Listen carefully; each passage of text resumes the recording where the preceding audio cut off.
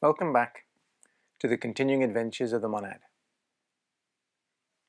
We are often told that meditation is the key to just about everything, from losing weight to winning the lottery. Jokes aside, why is daily meditation considered such an important habit to develop in one's life? Let's start by setting an objective for the meditation. In the context of the title of this presentation, meditating daily enables the organic brain and etheric brain, along with mental consciousness, to develop synchrony of vibration with our Solar Deva. This is the goal: eventual communication with our guardian angel. When a monad becomes a mental self and focuses its attention through its 47-fold permanent molecule, it starts to live more and more for unity. It is at this time, and not usually before, that the Solar Deva begins to take a direct interest in their charge. As this contact slowly develops, as discussed previously, alignments are made, the principal alignment being between the monad and its Solar Deva. There is also an alignment between the brain and the mental envelope, and between the pituitary and the pineal gland.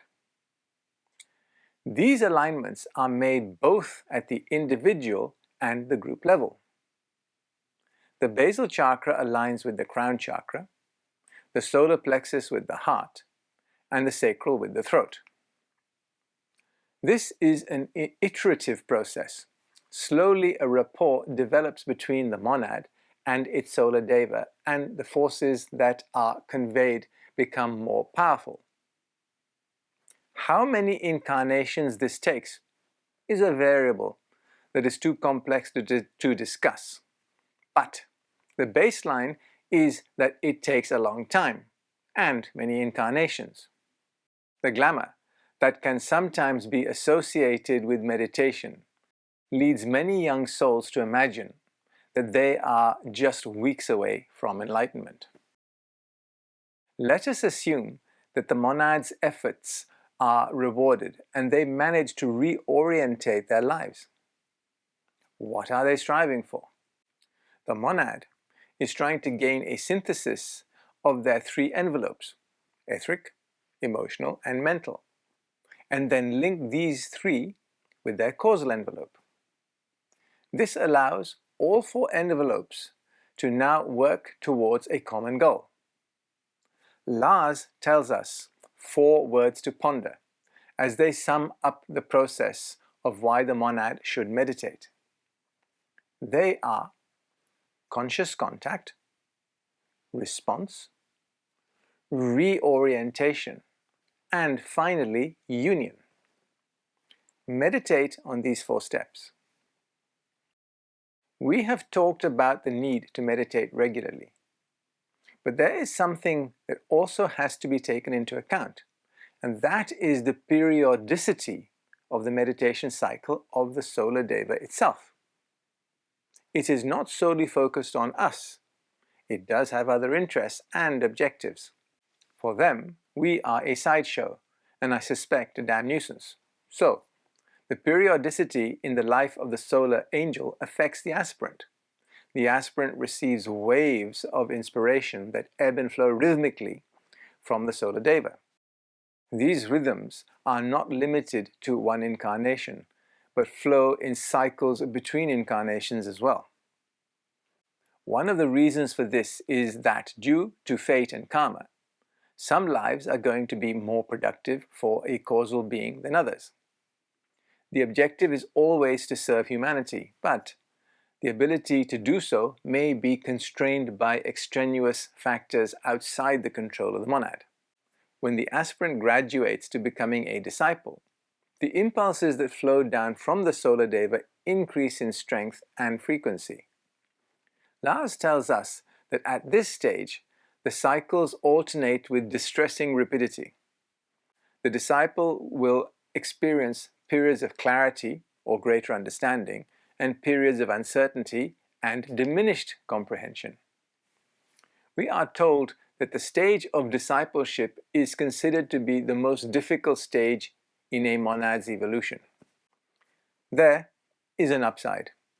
Once the aspirant realizes that there are rhythms to the inspiration they receive, they come to accept that there are times when the solar angel is going to focus on its own activities in worlds 45.4 to 47.3, before turning its attention to the worlds of the aspirant, 47.4 to 49.7. It is not enough for the Solar Deva to beam its attention at the aspirant. The aspirant must be in a position to receive and process that inspiration. All the aspirants can work on is making sure that through meditation they are able to raise their consciousness to a level, and for a sustained period, to receive causal inspiration. Once a disciple has gained continuity of consciousness, these fluctuations cease to be an issue. To get to this hallowed state of consciousness, the disciple must walk what is euphemistically called the razor's edge. This takes a monad out of the consciousness of the physical brain and into the world of causal consciousness. This results in escaping the fluctuations of worlds 47.4 to 49.7 into the world of unchanging light, 47.2 and 47.3. It sounds poetic, and I guess it is when you finally achieve it. What has now changed for the monad?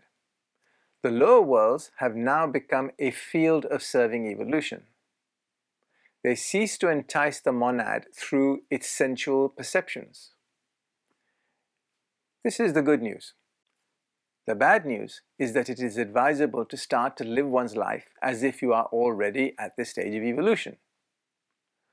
Lawrence terms this living as if. Lars gives us words of solace when he reminds us that although there may be cycles of lows, these are temporary, and day always follows night. So, where are we now?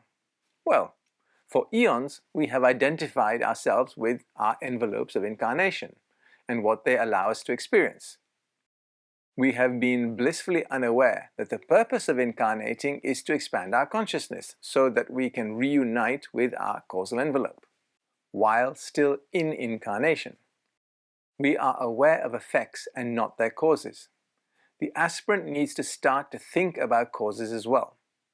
Realize that causes exist in a world of their own, and this world is our goal, at least for the time being. It is time to stop being the victim of effects. Once you realize that causal contact is periodical, then the timing and frequency of meditating makes sense. Meditate in the morning, remember at noon, and review in the evening. Now, you also know why the new and full moons are such significant cycles, amongst even larger cycles. We face hindrances to achieving our goal of contacting our Solar Deva, but there are ways to overcome these hindrances. Give a thought to our world teacher Christ Maitreya and our Solar Devas. They have a lot to contend with. We are slow learners, even those that are disciples. The objective is to set up a strong connection between the disciple and the hierarchy, so that accurate and constructive service is possible. This is unfortunately hindered by the way we treat our physical and etheric envelopes. Think about what you eat or drink, and how much rest you allow yourself. Then there is the worry we pollute our emotional envelopes with. This messes up the vibrations of this envelope, making it difficult to adjust to the rhythms and vibrations flowing down from higher envelopes. Last but not least, think of the prejudices, criticisms, and pride that lead our mental envelopes to be unsuitable vessels to receive anything. Therefore, the aspirant must strive to maintain an inner serenity and keep their thoughts as uncluttered and pliable as possible. In this manner, we make ourselves available as useful tools for the hierarchy to use to serve humanity. It is for these reasons that the following rules are suggested. The aspirant should strive to arrive at an absolute purity of motive. Enter a place of peace and tranquility. Stilling your mental confusion is aided by observing the laws of rhythm. Control extraneous thoughts as much as possible. Do this by observing yourself and deciding where to focus your attention and what information to receive. Try as best you can to maintain inner tranquility in your daily routine. If you fail to do this, teachers from the Causal World 47:1-3 and the Unity Essential World 46:1-7 can't reach you through intuition and inspiration. The net result of observing such disciplines is that the monad withdraws inward and cultivates responsiveness to higher vibrations.